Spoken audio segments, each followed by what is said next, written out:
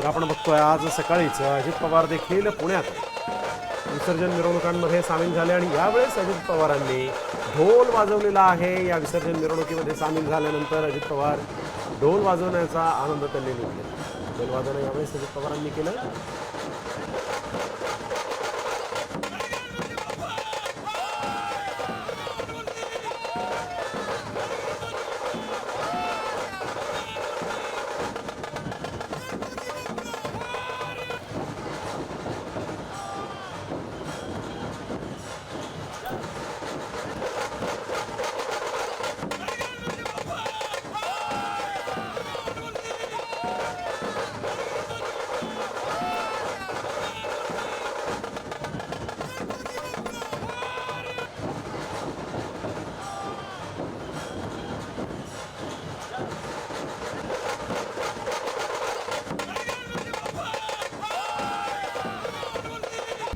आता isakal.com आहे देशातील नंबर 1 ची मराठी न्यूज वेबसाईट। प्रत्येक अपडेटसाठी isakal.com ला नक्की भेट द्या।